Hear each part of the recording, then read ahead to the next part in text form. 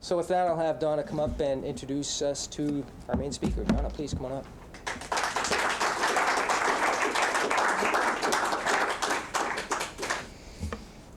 Good evening, night shifters. Other Toastmasters? There's one other Toastmaster, is that right? Thunderbird, Toastmaster. Oh, you're in Toastmasters as well? And also all the wonderful guests. Tonight we have a very special guest speaker. And it comes by, several weeks ago, I did a speech from one of the books that was written, I guess, by someone else, of an interview with Jim. And it was of his experiences in World War II. The group, or the other members of Night Shifters, were sitting on the edge of their seats for the 7 measly minutes that I had to speak about this particular subject. So they asked me at the end if I would ask Jim to come in and speak to our club. Naturally, that was something I was interested in as well. I'll tell you a little bit about Jim. He was born on Salt Spring Island in 1913. He moved at 6 years old to Cornwall, England, where he remained until 1937. As England was preparing for war, like many restless young men of his age, he sought adventure in another place. Jim's choice was Bermuda. There he volunteered for the Bermuda Volunteer Rifle Corps, or as he and his mates preferred to call it, the Bountiful Virgins Rowing Club. On September 3rd, 1939, he was called up to Her Majesty's Armed Forces and was assigned a most agreeable task of guarding Bermuda's tender beaches. Through the Bermuda Flying Club, Jim earned his wings and was commissioned by the Bermuda government to return along with 8 other pilots to England to the RAF. And so began Jim's World War II experiences. Please join me in welcoming my father-in-law, Jim Lang.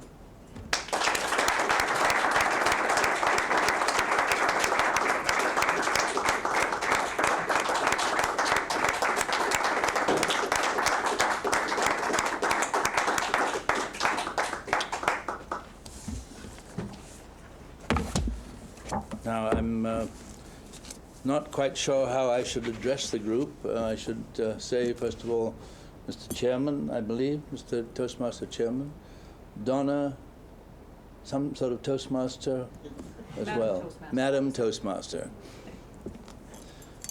It's a great privilege for me to be here tonight. I've worried about it a bit because I've talked about it, and I've talked about this before. And the way I have addressed this thing is that while I was considering what to tell you about Jim Lang, I wondered which one you'd like to hear about, because at the age of 90, which I am at the moment, I have had many phases in my life.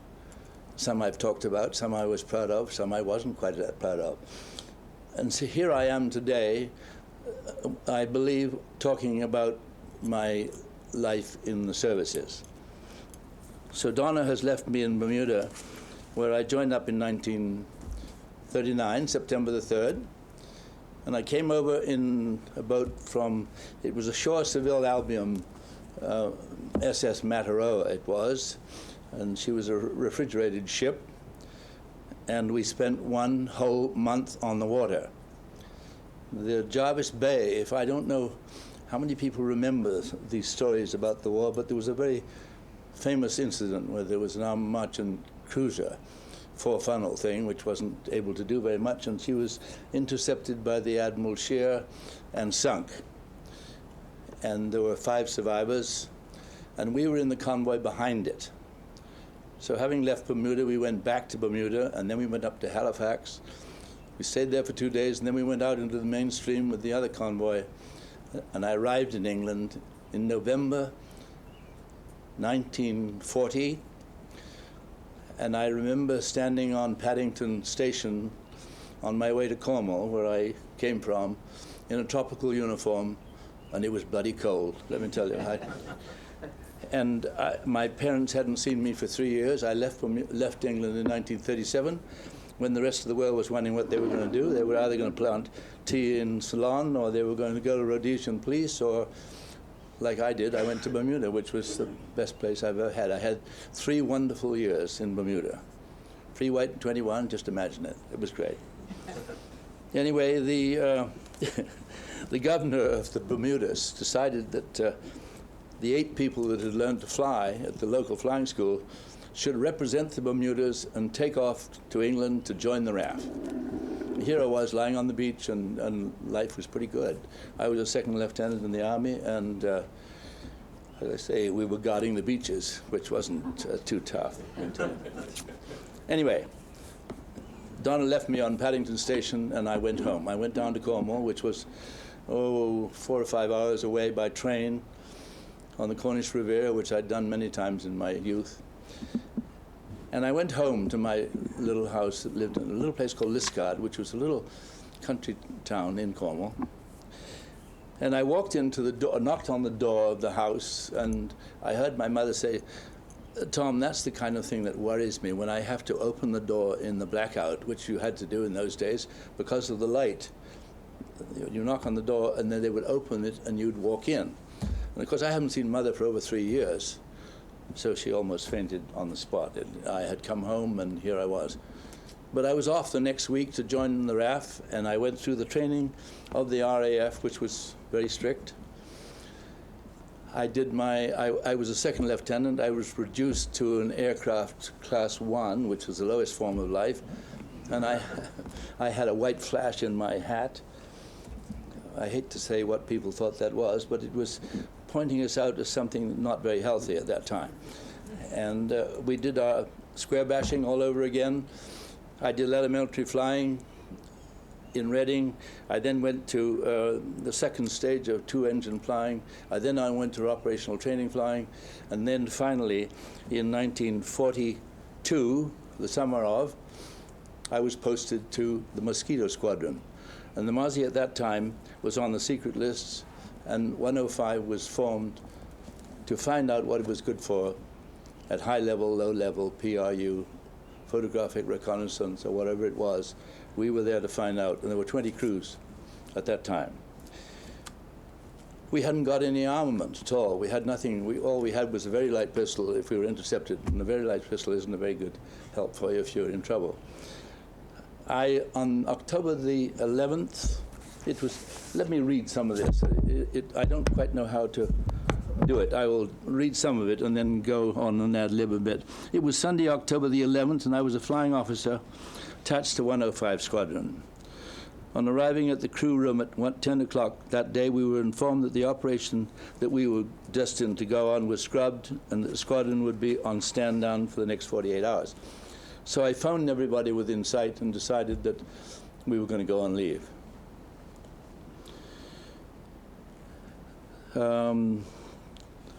The Mosquito was at that time still on the secret list, and 105 was the first squadron to fly in Bomber Command. I now know that we were testing the operational qualities of the aeroplane, flying photographic reconnaissance, meteorological reconnaissance, low-level strikes, high-level nuisance raids, etc. We carried 4 500-pound bombs, had no guns, relying mostly on our speed and height. So we went in mostly by ourselves at that time, and the Mosquito is one of the best crews you can have. There are only 2 of us. And I was the driver. All I had to do was to do as I was told. I had a navigator who was 21 the day before we were shot down. I was 29. He was in charge of everything. He did the bombing. He did the Met. He did the radio. He did everything. And he made some mistakes. One night, he made a dreadful mistake before we were shot down. He gave me the distance home instead of the course. And we happened to be down by Frankfurt somewhere over Germany.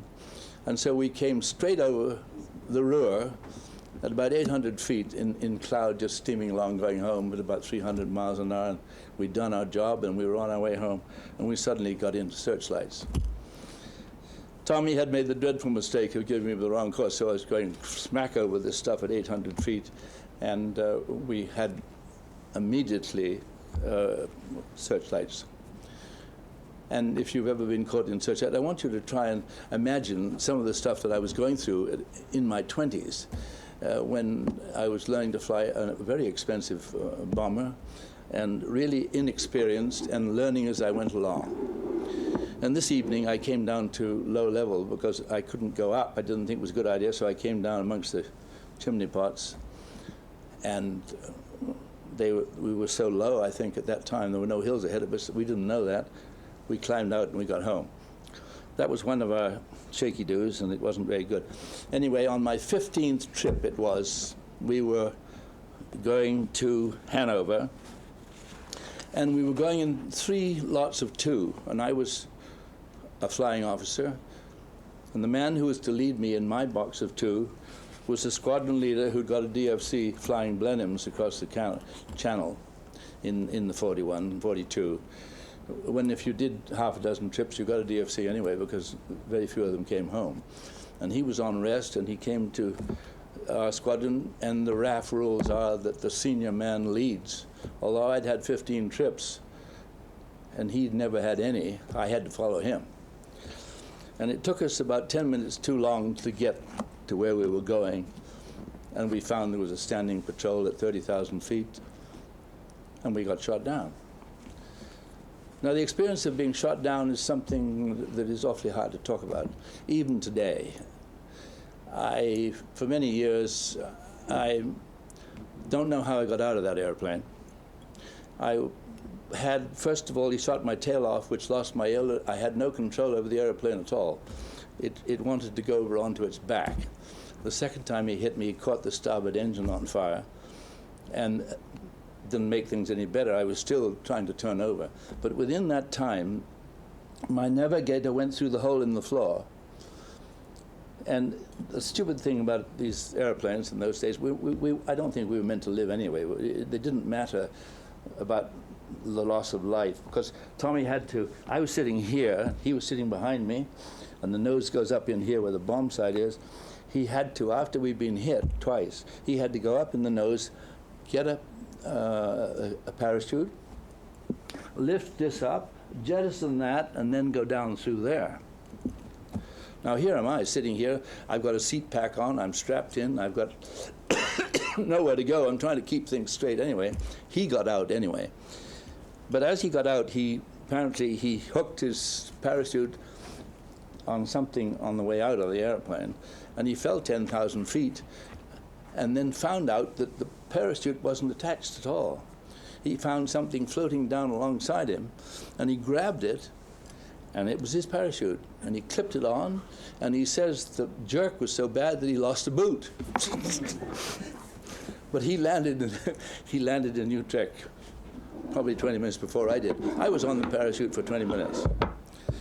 And it was the most wonderful feeling in the world, I must say, after all the noise and the cannon fire and the general feeling of this is it sort of feeling, that you were going to die, to wake up suspended, the parachute was pulled, it was very cold, but I was alive, but I hadn't got my pull in my hand. I don't know who pulled my parachute. Somebody did. And that was the most, what? I'm sorry. It was a miracle. I was alive. Anyway, I hit the deck 20 minutes later, and I didn't know what to do. What do you do? Suddenly, you know, I'd come from a nice warm mess. We had a batman looking after the dog, and we were eating 3 squares and having a lot of fun. And then you suddenly find yourself in a field in Holland, and you'd been told what to do when you got shot down, which is a lot of garbage anyway. They used to send, every time it rained and we had no ops, they used to tell us what to do when you got shot down. But it didn't really bear any sense at all when you're there, anyway. So anyway, I put my parachute and dinghy in a ditch, and thought, what the hell am I going to do now? And that's what there was a Dutchman standing on a fence over there. He was smoking a pipe in the evening, and I walked up to him and said, listen, I'm a pilot, and I've just been shot down here. What am I going to do now? Well, he couldn't have cared less about me. He wasn't going to have anything to do with me at all. The further he got away from me, the better. So there was a little shed over there in the field, so I walked over to it and went up there, and I thought, well, I wonder what's going to happen now. I thought every German in town would be after me by this time. But I stayed there for about 20 minutes, and it was getting dark, and there was suddenly somebody came in. I heard voices, and a man called up to me, and he called to me in German. Well, I didn't know what he was talking about, so I said, "Are you Deutsch?" Being smart, thinking it was Dutch and Deutsch. He said, "No, I'm not Deutsch, I'm a Nederlander." And he was a Nederlander, all right. He took me on a bicycle behind him, following him into Utrecht, along the streets to his home, which was next door to a German officers' mess, which had been occupied by Jews and had been then taken over by the Germans as their mess, right next door to the family that I was introduced to. And the same thing happened there. He said, when you get to the house on your bike, go in, park your bike alongside the road, knock on the door, and the door will open, and you walk in, which is what I did, of course. On the way from, well, we were out in the field somewhere. By the time we got into Utrecht, riding along with this bike, it was getting dark, and the Germans were going back to the barracks there somewhere, and they were singing "Roll Out the Barrel." Everything was great in their life anyway. And I nearly ran into a German sentry, and my reaction was, "Oops, sorry," I said. But by the time I'd gone, it was okay. He didn't know what I was saying anyway. So I stayed with them. The Dutch looked after me for about 10 days on the outskirts of Soesterberg, which is the airport just outside Utrecht. And they brought me sandwiches, and they got me books, and they came to see me regularly. But then they had to let me go because the guy who was with a radio in there had been caught and killed by the Germans the week before, and they had to make room for him, so I had to get out. And I had no languages at all. I was just free white and 29, and So I walked about a little bit, but I was picked up by the Dutch police in a curfew, taken to a police station, and they had to phone the Germans. It was occupied by Germany at that time. They had to phone the Germans and say, "I've got a guy down here, he's a POW, he's a pilot." And in rushed the Germans with their hard hats and Tommy guns and goodness knows what else, followed by a Prussian officer with a cape. It was all wonderfully dramatic. I wish I'd photographed it because no one would ever believe it. But he was polite, and he was polite to me, and he took me down in a car, and I spent the night at the station. The major there spoke very good English. He'd been on the coastal boats between England and Germany before the war. Spoke beautiful English. He gave me a couple of drinks, and wasn't really very interested in interrogating me very far. I spent the night in the jail with all the other Germans who were in trouble down there, and they were very interested in me because I couldn't say anything. We all talked about Frauen, Kinder, and all this kind of thing. Anyway, I was taken from there down the Rhine to Frankfurt. I met up with my navigator at that point after 2 weeks. He happened to be, it was a meeting camp for prisoners of war, a Stalag Luft, it was called, the sort of centralizing system. We gathered together there, and then we took a 2-day train trip through Germany, sitting bolt up in a German train. I don't know whether everybody's ever been in one before, but they're the most uncomfortable things I've ever been in my life. I think we were there for 48 hours, sitting bolt upright in a thing with no water, no nothing. Wasn't very good. Anyway, we arrived at Stalag Luft III in Sagen when the Dickens was it? Probably November 42. I was a prisoner of war in that camp until the end of hostilities in May 1945. That was the camp where we had the Great Escape, when we had a mass escape, Tom, Dick, and Harry. I don't know how many people know what I'm talking about at all. There was a man called Roger Bishel who designed the mass escape in the camp, and he wanted to get several hundred people out of it, so we had 3 tunnels going in 3 different blocks. And it's an amazing feat that in the end on the 30th of March, 1944, they broke the tunnel. Now the tunnel, and 76 men got out. Gestapo murdered 50 of them. The order went out that they were escaped prisoners and they were criminals and all that kind of thing. And The Great Escape, if you've never read it, if you don't know anything about it, it's a wonderful story about a group of men who lived together behind the wire for several years. And I have never experienced such companionship and understanding and feeling of security. We didn't know what was going to happen, what would happen to us when the war was over. We had no idea. And that was the only thing that bothered us. The wire was there, and the Postons were there with their guns, and we couldn't get close to it.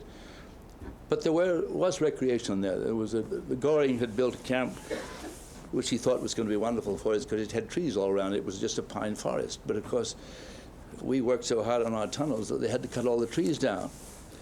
So we were just on a bald, sandy prairie. But it didn't make any difference. We had these 3 tunnels going in 3 different blocks. And the first ones were started in April 1943. They broke in March 1944. Harry was the one that broke from Block 104. It was 365 feet long, and it was 28 feet deep. Now, this is people who go down there day after day, and we had a watch system there on the end of the block, and we knew the Germans came in through a main gate. One of the mistakes they made was to have a main gate where everybody came in and went out.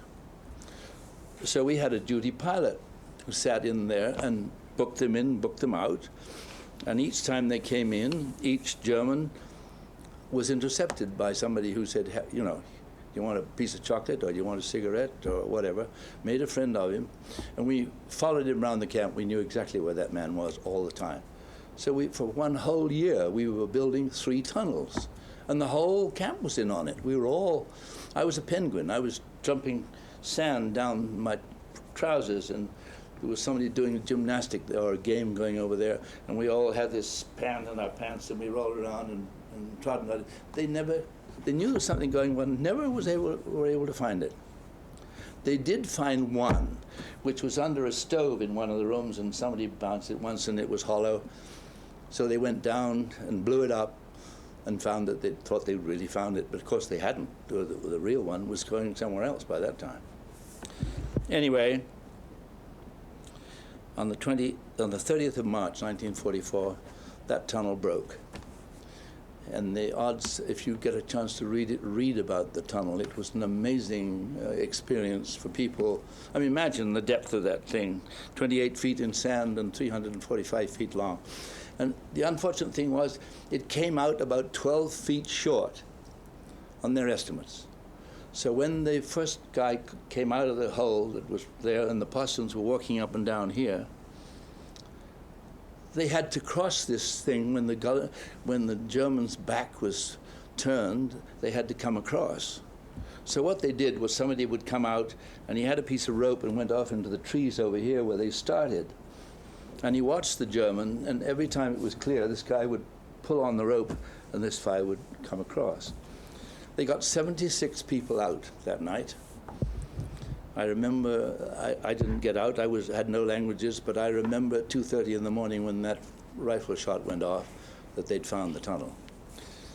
The Gestapo came in about a week later, surrounded the camp, came into our rooms, and if you've ever seen a dreadful, I don't know how to explain a man who is in the Gestapo. He's a man that I've never seen before, and I hope I never see one again. They were really dreadful people. And they came into the camp and not knowing really what to do or what they were looking for. But the funny thing was that we had all sorts of things that we shouldn't have, I think, in our rooms. And the Germans that were with them at the time found absolutely nothing. They found nothing for the Gestapo. But after the Gestapo had gone, they came back and picked up what they'd seen when the Gestapo man was there. They felt that they weren't going to do anything while that guy was there. And the commandant of the camp, Lindiner, who was a some sort of diplomat from the First War, a man in his 70s, was put in jail for the rest of his life. He died in jail because of the break at Stalag Luft III. Now, I've gone on a bit here. I don't know quite how to stop. I could go on for hours. I've got pages and pages of it here and all that kind of thing. Mr. Chairman, should I ask them for questions and answers, or what would you feel? Well, I think the original plan was to take a break, and then if you didn't mind, take questions and answers afterwards, but I'm quite happy to switch that around. It's up to people if they'd like to take a bit of a break first, maybe. Okay. What's the popular vote here? Does people rather take a quick 5-minute break and then come back for questions and answers, or would you rather just continue right now? Just go on. All those in favor? Continue on, Mike. All those in favor of continuing on? Oh, yeah, fine. Okay. Is that okay with you, sir? Yes. No, that's fine. Okay. That's fine.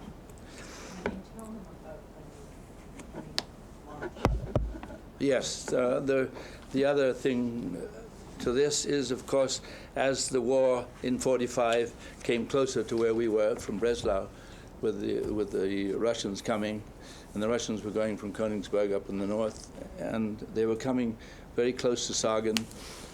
On the 30th of February '45, we had to get out of camp. We were told quite quickly that we should prepare ourselves for a long march. They didn't know where we were going. But at 1:30 in that morning, we were cleared out, and we marched from that date and probably until the end of the war in 1945. For the first 2 days, we slept in fields, we slept in barns. It was cold.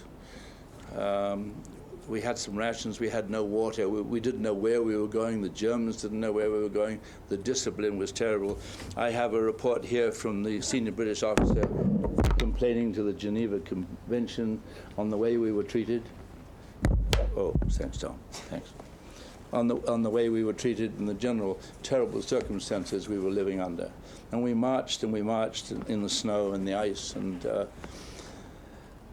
then we had a rest in a barn somewhere. We just didn't know where we were going. And in the end, we went to a place called Spemberg, which was a railway center, an SS, enormous big Nazi flags and things. We were there. We were put into cattle trucks. And we spent 48 hours in cattle trucks from the south of Germany, and we finished up in Bremen, which is in the north, as you know. And that was a terrible trip, that one. That was, people died, and I was fortunate. I was 29. I made up in my mind in camp, in the time that I was there, that I was going to keep fit, mentally and physically. I am no student, and I don't think I learned very much in camp that would give me anything later on. But I learned a lot of other things, and I learned a lot about other people. And I learned how to keep fit and how to look forward to tomorrow, although there wasn't much there tomorrow. Tomorrow was always a new day, and this is what I've tried to emphasize. And my daughter repeated it the other day. Dad, you've always said, there's always another day tomorrow. It doesn't matter how tough it is at this time. Anyway, we finished up. How did we do? We went to Hamburg. We crossed Hamburg, crossed the Elbe at Hamburg. We marched from there to Lübeck, sleeping in the fields for another week. And we finished up in a farm, in the barns with the animals and that kind of thing, waiting for the war to go past it. And on May the 3rd, a little reconnaissance car with 2 guys and a rifle came in as a head of the column, and that night the war was over. Which is what we always wondered, how the heck was the war going to end for us? We were suddenly free. And the army came in and piled us into trucks and took us back down to Hanover. And I think one of the most lovely feelings, is a dirty trick really, but we left and it was pouring with rain, and the Germans were pouring into this camp in tents, and the water was about a foot high for them. And we thought, what a way to leave. We've done it, and now they're going to do it. and I'm sure they did. So we left it at that point. We were brought down to Hanover. We were given £10 at that point to go to Brussels on VE night. And I decided that with another squadron leader and myself, we were going to go AWOL. We thought this was great. We had £10 in our pocket.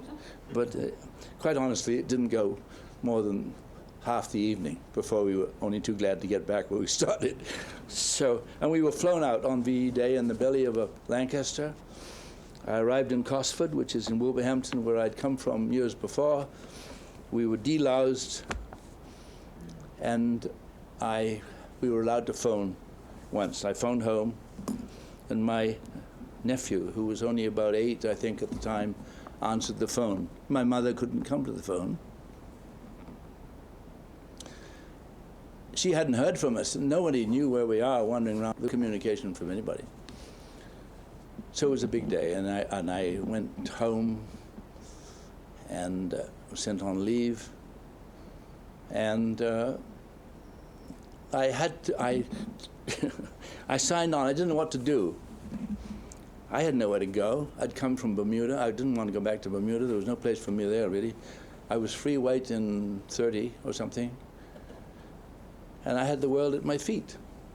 Or did I? I'm not sure about that. But I thought, I don't quite know what to do. So I applied to stay on in the Air Force. And somebody said, oh, we've got wonderful jobs for Kriegies, for POWs. Got a job for you, Jim. We can send you down to Luxor in Africa, because the CO there is Timex. And it's a wonderful place. Luxor is great. You know, it's a holiday place. The Egyptians go down in the thousands.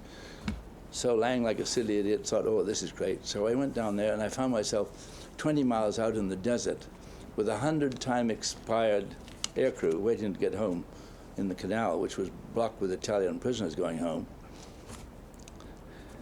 And I think I had 2 servants that used to sit outside my door. I used to clap my hands and... Just never got over it. No, it was a time in my life when, but anyway, I experienced that for a little time, and then I decided that I wanted to go flying again. I thought, because there were some trips between India and England and Cairo, I thought I'd learn to go fly again. And somebody tried to teach me how to fly in a Harvard again, and he ground looped the thing twice in the first 2 circuits. I quit. I went to the CO and said, I had to get back to Canada, where I came from, because the salmon fishing was just starting, and that's what I wanted to do for the rest of my life. He bought it. He said, can you be on the plane to Malta tonight? I said, yes, you're damn right I can. And I was in London the next afternoon. And that was the end of my career in the Air Force. Thank you very much. I've enjoyed that. I'll leave it there.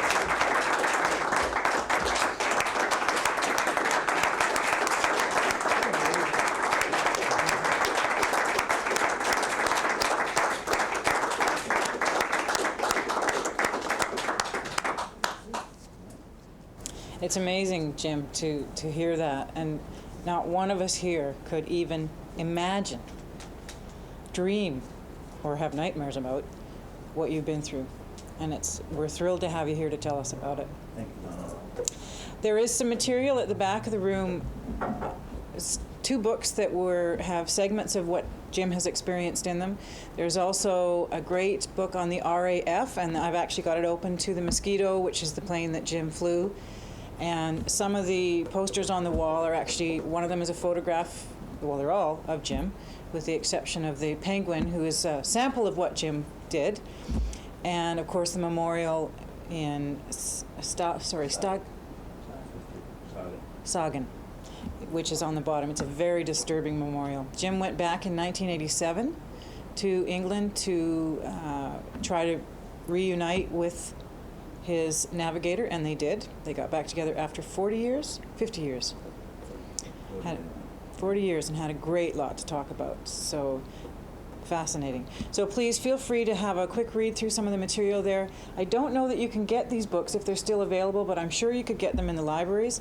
They are a fabulous read. One of them is stories of many of the POWs. Actually, they both are stories of many of the POWs. The blue one, I can't see the title from here. Listen to us. Listen to Us. That's people in this area, isn't it? Yes. Yes, that's people that are living or were living in this area. So if you get the chance, go and have a look at those books or get them out of the library. And also absolutely go and rent The Great Escape, the video from 1960 with Steve McQueen in it. It's a little embellished. There isn't a motorcycle scene in the end. And Steve McQueen isn't one of the guys that escaped, but it's very true to Jim's experience in camp. There's also another book back there that has the names of the 50 men that were murdered by the Germans after they were escaped and then were caught.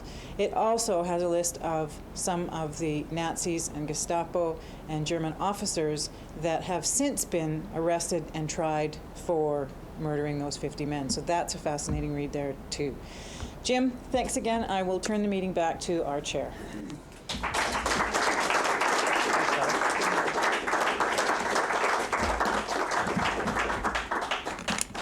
Mr. Lang, thank you very, very much for coming out. I was furiously writing notes because my mom, when I told her you were coming to speak, she wanted me to write down everything you said so that I could send it to her. And in fact, I'd like to get a copy of that tape, Tom, if I could.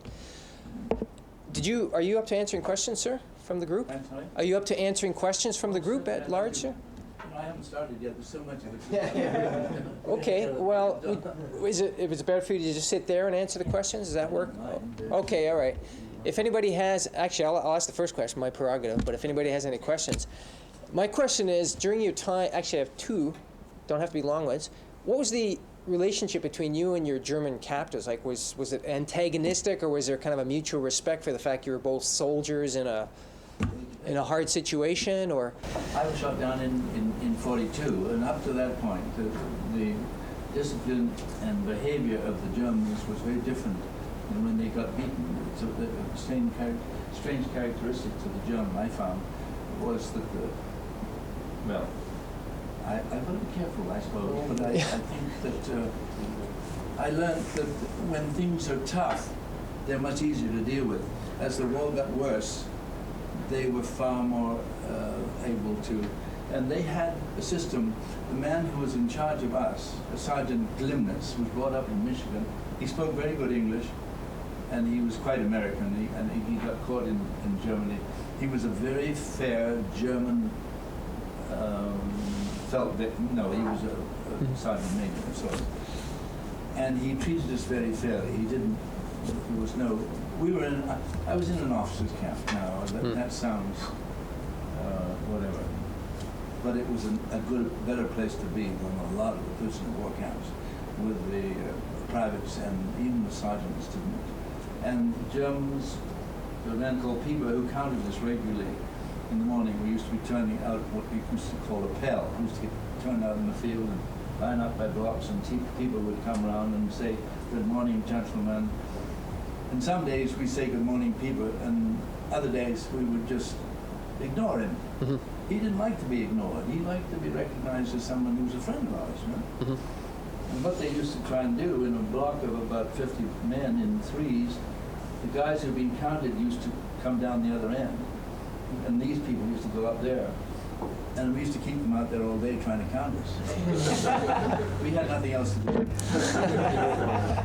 and that was the type of thing. There was a war going on all the time. And as I say, the duty pilot used to knock on the window and say, "Glimnitz is going in, clock him in at 9 o'clock. And when he left the compound, he used to say, "Glimnitz is leaving the compound."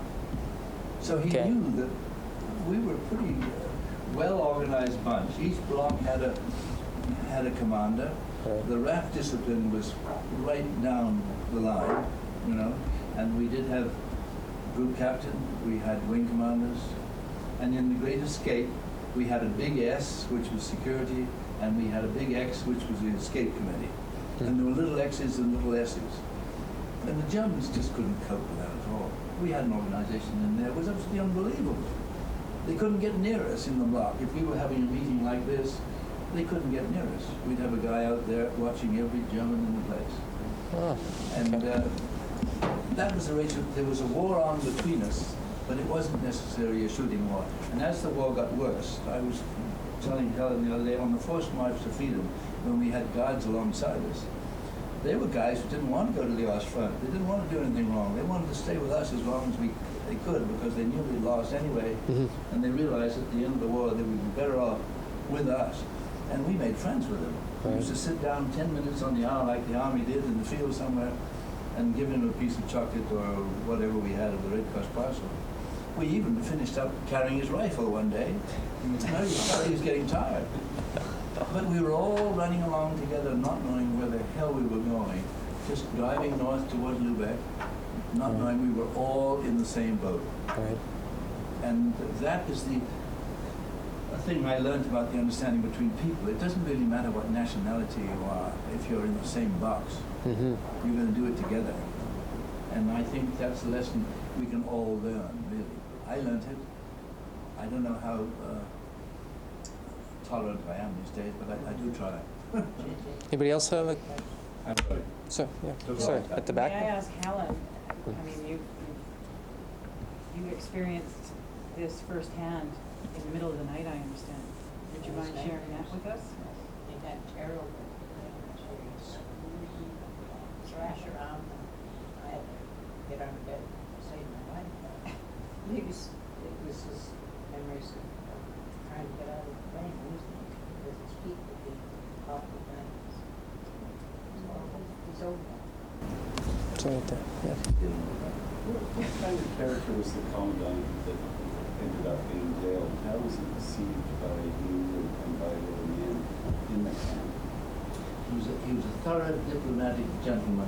As far as we were concerned, he had a job to do, and he was very fair. And when the 50 was shot, when the message came out, when the 50 was shot, he was ashamed of being German at that moment.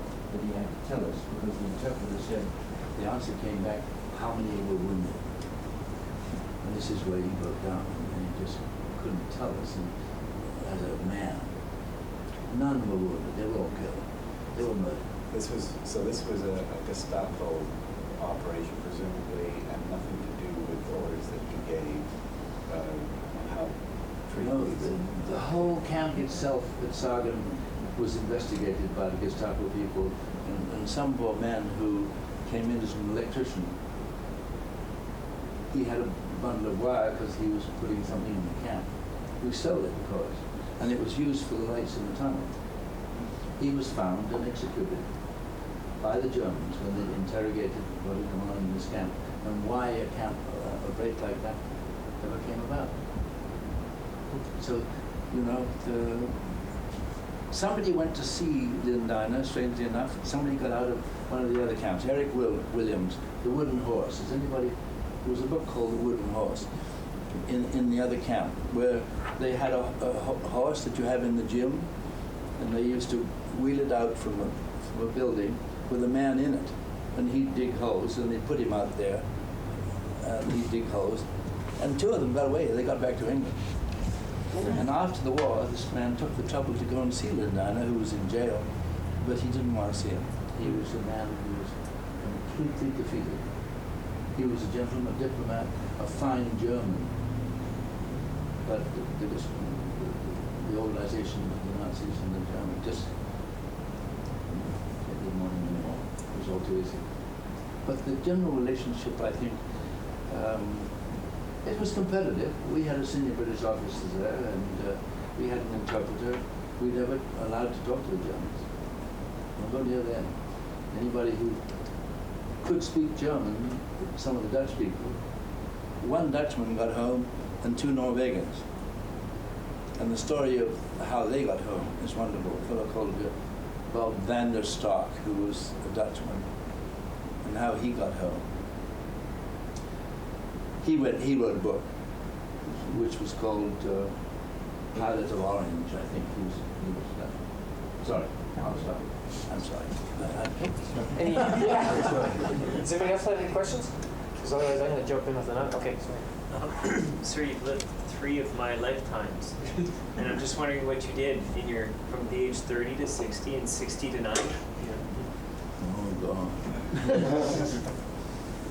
How can I say this? When I came back to Canada, I came back to Canada on the Aquitania in June 1948.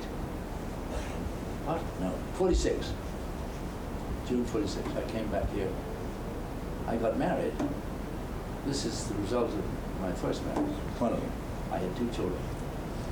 And I was married for 15 years, and like a lot of people, I had a hell of a time getting a job. I'm not an engineer, I'm not an academic, I'm just a blob, really. I had to start at the beginning. And in a foreign country, coming back here again, it was hard study. And I didn't do very well. Anyway, I married a second time. When was it? Ta-da! 4 kids, went to Prince George and built a house. How many we have? 6 kids between us. And we built a house. I went to work at the pulp mill there. Alan went to work as a counselor at the high school, and we went to work. I became trustee on the school district 63, and I was chairman of the board up there at some time when Williston was up there. This was years ago, 72, I guess. Yeah, DP got in 72, was it? I was chairman of the school board at that time. No. I just happened to notice that. And then I came back in, I persuaded my wife, who loved Prince George. We lived up there for 10 years. We went up there on a 10-year stint. Took all the kids and everybody went to work.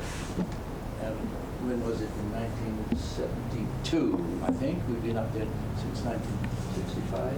We've been up there. We had a wonderful time at Prince George. We really established ourselves well.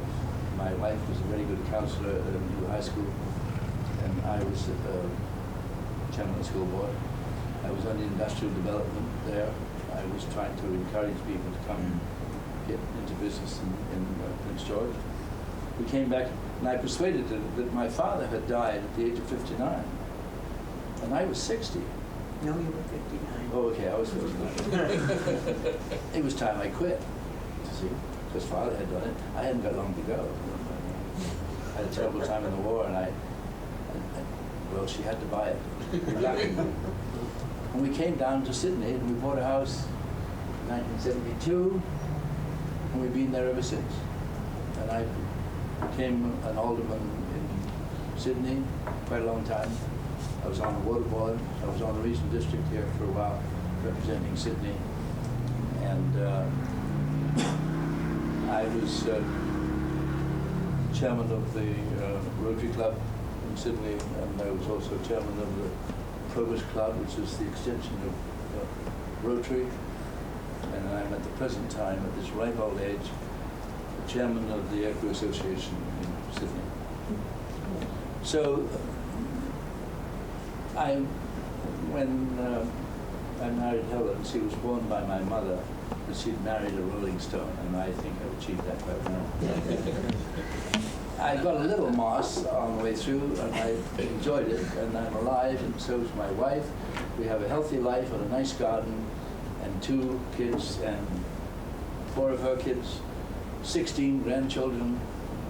We've done it. Sorry. Sorry, I have a question. I wasn't really sure when you were telling the story about the escape. Were you meant to be, like, was there some sort of a lottery? Like, were you meant to go later on and they discovered the tunnel before everybody got out, or there was only a designated portion meant to? That's right. Okay. Only designated people. And the escape took at the bottom part near the Forlager, where they went into the trees, with block 104 over there. I was in 122 back up here, where we had a tunnel going into another compound over here. Oh. What happened was that the people who were going to escape that night went to live in that barrack, and the people who were in that barrack were found out in the beds that the people who were going. Okay. And there were some extraordinary stories about that escape. And quite honestly, if you've never had a chance to read it, there are some fantastic stories of some fantastic men I'm just one of many. As I said in my notes, I was one of many who experienced and lived, but I was only one of many, many thousands. But I lived, and a lot of them were not lucky enough to survive it. I had a room. One of them, my Cookie Long, who was in my room, Sandy Gunn on the other side of the block that I lived in, were good friends of mine for many years. And to lose them like that, it's been very close to me in many ways. But as I was saying in the barber shop this morning, you know, living in Sydney on a day like this, it's lovely. They were talking about Afghanistan and Iraq and all these horrible things that were going on. I said, what do you bother about that stuff? You know, it's a good day here in Sydney. If you don't read the paper, you will probably have a good day. I really think that I would like that to be my philosophy. I'm trying. Do you still keep in touch with a lot of those men? Are there a lot of them still left? My navigator is still in Portsmouth. Tommy is 80. He was 21 the day we were shot down, or 2 days before. He's 80 now, and I've been to stay with him twice in Portsmouth, and he's been back to stay with me twice as well. And But you went back to that reunion. oh, I went back to review, and I went back to Clements and Danes, which is the cathedral in London, at the memorial for the 50, which was put on by the RAF probably 10 years ago, I think. Most wonderful thing and I know a lot of people. I had a friend who I shared a blanket with on the march. We marched together, and we had a blanket, fortunately. And he was living in Wolverhampton. I've been to see Dick 3 or 4 times. I made it my second home, I think. And he was one of the people that was working on the letters through the code system to England as to what was going on in the camp. Okay. He's dead now. He died last year. At the age of 87, I think. Yes, I've made some wonderful friends. And have you ever still keep up with them? I've got one here in the Aircrew Association who was in the same camp. Right. Dick Bartlett, he is. Dick Bartlett was a lieutenant commander, shot down in 1940 somewhere in Norway, I think. He's still a friend of mine too. So I'm lucky. I've been blessed in many ways. And have you been back to Bermuda? No, I don't want to dare go back there. Does anybody else have any questions? I've just got one. Sure. Oh, sorry. Go ahead. These memories are from 60 years ago. Have you got any tricks to make me like? I don't know if you're noticing, but this fellow is remembering days, dates. I can't remember what I had for breakfast. I mean, this is always amazing to me. You went, okay, when was that? May 30th, 1940. And 60 years ago, I can't even, you know. I can't conceive of how you can do that. Do you have tricks to memorize your memory? You gotta wait till you're 60. Oh, well, I think the strange thing here is that I was born on Salt Spring and I left it in 1919. I was born in 1913. I was born in 1919. I don't remember a soul in that 6 years. It means absolutely nothing. Oh, okay. Well, that's So there you understandable. are. 90 years If I could ago. explain it that way. Yeah. It got better as I got older. Perfect. Does anybody else have any questions? I was just going to ask, how does the film version of Great Escape compare to your experiences? Garbage. In what way, though? Now, let me say this. It was American.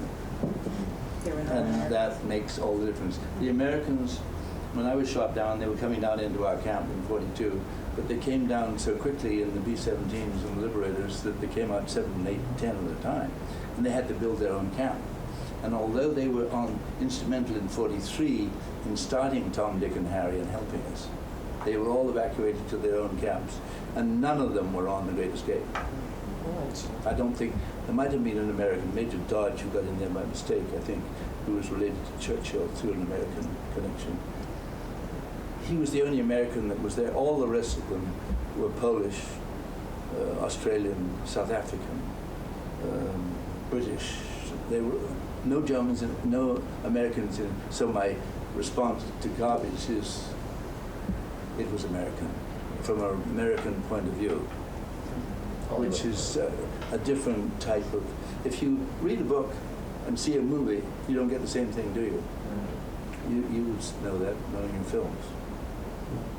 So I would say that it's entertaining. not very rare. Thank you. It's interesting reading the one book about the 50 that were executed and the soldiers that were involved. Like you said, there was not one American in that list. It was Canadian, British, Australian, and South Africa. That was it. I was going to ask, just to clarify, so the camp that you were in when the Great Escape happened, that after the escape was discovered, right then, that was when the Germans led you on your march? No. Or, no. We were there for another year because they, after the break, the only way we knew anything would happen, they sent the urns back. They cremated them. They murdered them, cremated them, and sent the urns back with their names on them, where they'd come from. And they came back in little dribs and dabs in the various parts of Germany. I'm sorry, I lost it there. So you stayed there for another year, and then they just rounded you all up and you just marched, not knowing where you were going or It was how long about you a year. It was March 30th that we had the break. We were evacuated in 1944, a year later. 1945, sorry, 45. We roamed Germany in the spring of 45. We went from where we were by train to Denver, and then we crossed the Elbe to Hamburg, and then we marched up to Hamburg, to Lubeck, where we finished the war. So The leadership in the camp must have been truly remarkable to be able to keep a group together and keep it so cohesive for so long. Were there one or two individuals that stand out in your mind that provided that quality of leadership, and what would you say about it?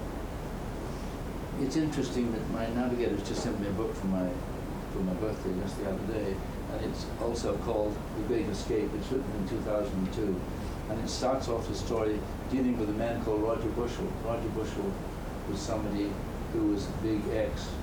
He was the big man who was determined to escape.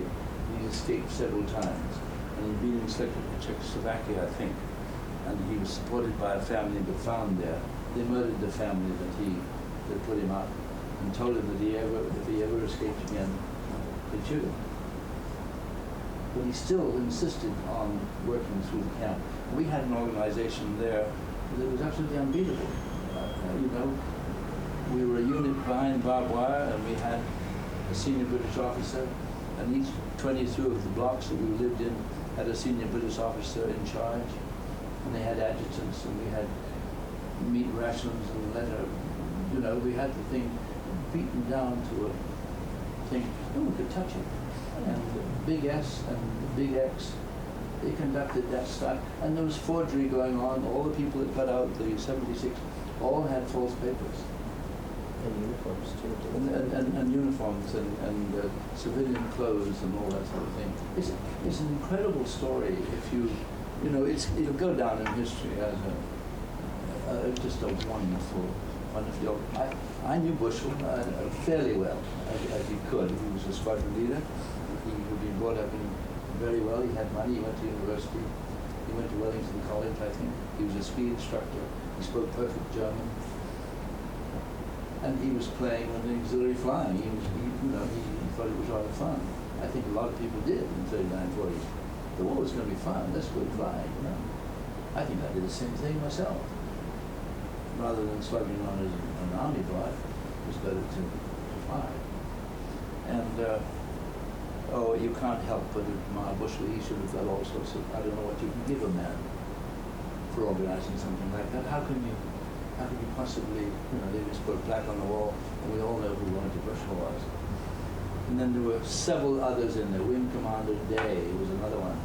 Day was 46 years old, I think. He'd been in the First War.